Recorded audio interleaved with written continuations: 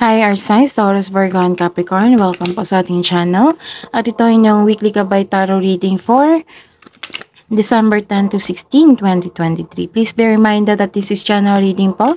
So, maaari kayo makarelate o hindi. Just take what resonates. Gamitin ang reading na ito bilang gabay lamang. Balik po kayo dito bukas para sa ating daily gabay tarot reading.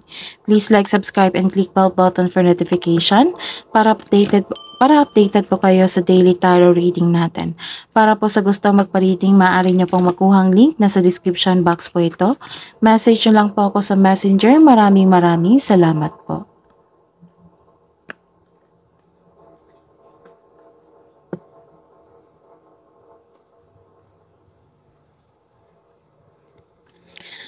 Spirits guys, ano po ang ganap for this week po para kay Taurus, Virgo, and Capricorn?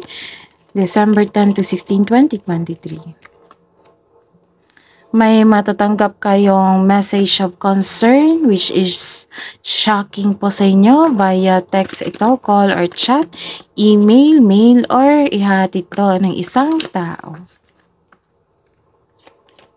Ano po yung ganap for this week, December 10 to 16, Taurus, Virgo, and Capricorn, Spirits Guide?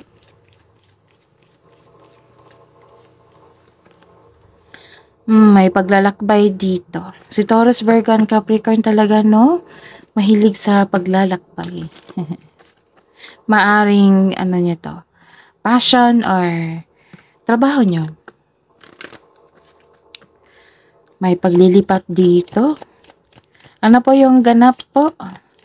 Para po kay Taurus, Virgo, and Capricorn for this week, December 10 to 16, 2023, Spirits Guide.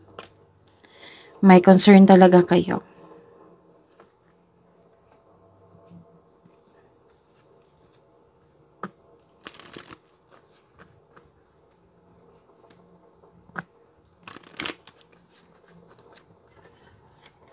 Spirits guys, masahin niyo po ngayong week na ito, December 10 to 16, 2023 para po kay Taurus, Virgo, and Capricorn. Traveling lightly. Travel talaga. Simplify your life. And reaching your destination. Malapit ka na sa inyong your light is shining brightly. Reaching your destination. Malapit na. Patungo sa success. Nasa tamang daan po kayo. Puro paglalakbay po. Tatlong karsa pong paglalakbay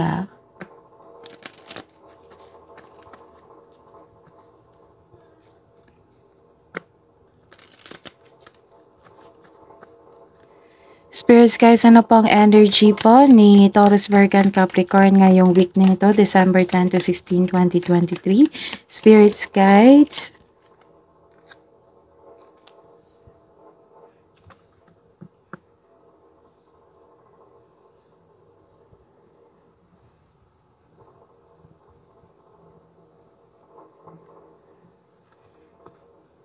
Clarification of this card po.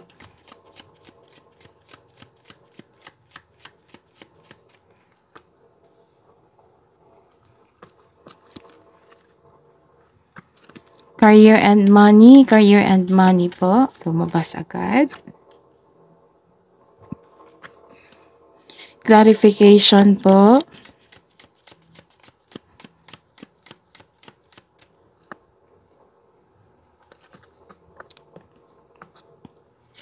Love and romance, self-love, partnership, and romance.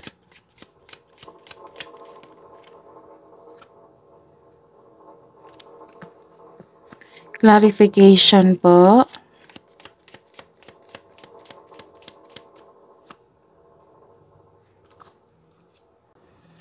Ngayong week na ito, December 10 to 16, 2023. Nagkaroon po dito ng intellectual ambition or leadership. Kayo po ay strong person, authority person. Okay. Nakapag-work kayo sa isang under government. So, you want to win at all costs. You want to win at all costs. Ginagamit mo yung katalinuhan mo, lohika para makamit mo ang tagumpay. Gumagawa kayo ng action para upang manindigan. So, trust your intuition. Isa isa kang makapangyarihang otoridad na may malaking katalinuhan, magtiwala sa inyong boses. Maaring ang inyong kapareha ay nagtatrabaho sa under government or kayo po. At saka may hard work dito productivity, bagong kasanayan at kaalaman. So this card reminds you kapag ginawa mo ng gusto, kapag ginagawa mo ang gusto mo, mamahalin mo ang ginagawa mo.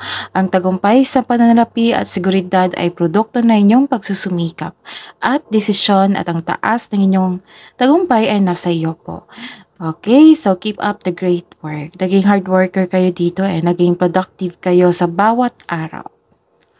Tapos sa career and money nyo po, you are walking away and move on po. May pag-atras dito, pagtaka sa isang sitwasyon. Okay, ready ka nang iwan yung kasalukuyang trabaho mo na walang nangyari sa inyong growth. Gumagawa ka ng aksyon para umalis dito dahil hindi na ito naka-line up sa inyong goal sa buhay. May pag-alis dito. So, the clarification is, nagkaroon ng happiness and fulfillment. Dahil sa pag-alis nyo, nagkaroon kasi ng freedom. So, success in workplace and home, i-acknowledge mo ang nagbibigay ng suporta sa inyo, galing sa inyong co-workers, na para mo na ring pamilya. Kung ikaw ay may balak mag-change ng career o magtayo ng negosyo, know that you have the very supportive friends and family. And sa buhay pag-ibig, nagkaroon po dito ng isang pagpasya or naging honest po kayo. May kapareha kayong trustworthy, matalino, who chooses reason over emotion. Ang relasyon na ito ay maaaring isang taong nawala ng kapareha o taong nag-iisang magulang. So this may be the time na mag-remain single ka at focus in your sarili, lalo na na-experience mo ang isang mabigat na pagsubok na nakaranas ng paghihirap. So the advice is, this is not forever. You're learning important things about yourself, about yourself to bring into your next relationship. So, ang clarification po sa buhay pag-ibig ay someone is giving up po. So, iniwan ka ng friends o co-worker mo kasi gusto nyo nang manalo sa lahat. Maari ring ikaw ito. Kaya nagkaroon ng pag-give up dito paglilipat. Maari ring daladala mo ito sa bahay nyo. May nakikita akong paghihiwalay dito. Magkakaroon kayo ng argument o unpleasant conversation. Hindi mo ito maiwasan dahil ito lang paraan para maabot ninyo ang peaceful resolution. Kung ang inyong kapareha ay palaging naghahanap ng gulo o away at paulit-ulit na dahilan, so this card asks you that is probably time to walk away from it.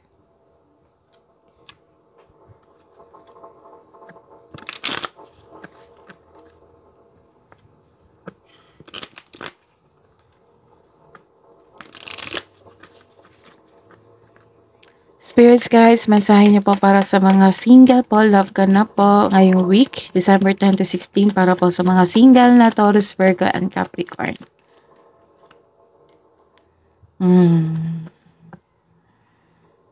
Okay, you're nagkaroon ng healing dito. Self-growth.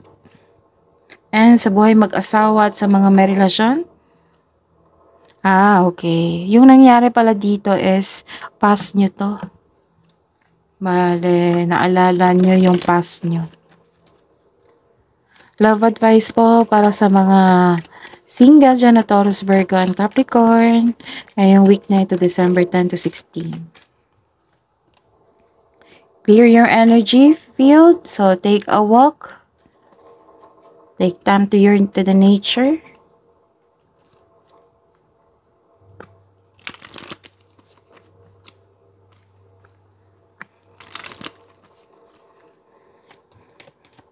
Mensahe niya po, love message niya po para sa buhay mag-asawa sa mga may relasyon dyan na Taurus, Virgo, and Capricorn Spirits Guides for this week po, December 10 to 16, 2023. True love pala. True love comes when you least expect it. And clarity. Take time to think about your situation to gain clarity.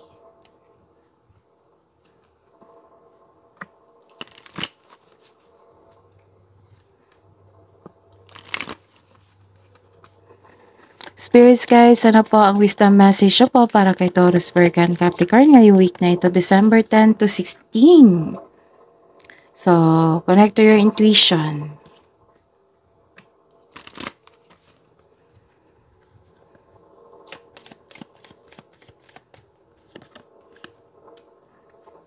Enlightenment. So, may na-realize kayo kasi look back kayo sa inyong past may na-realize po kayo. Kabuang advice nyo po para kay Taurus, Virgo, and Capricorn for this week, December 10 to 16, 2023, Spirits Guide. Navigate distraction, guard yourself, and set your heart free. Oo, yes, dalawang card na po nagsabi na nagkaroon ng freedom dito.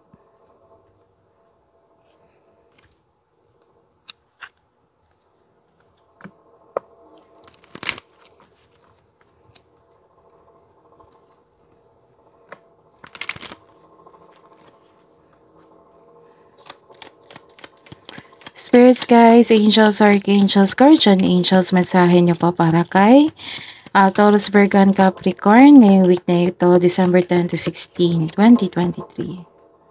Message from Archangel Raziel, I am helping your spiritual side to awaken fully so you can clearly see heavenly love. And message from Archangel Jophiel, your dreams are blooming more rapidly than you realize. Still, they need nurturing and patience. That is your reading, Taurus, Virgo, and Capricorn for this week, December 10 to 16, 2023.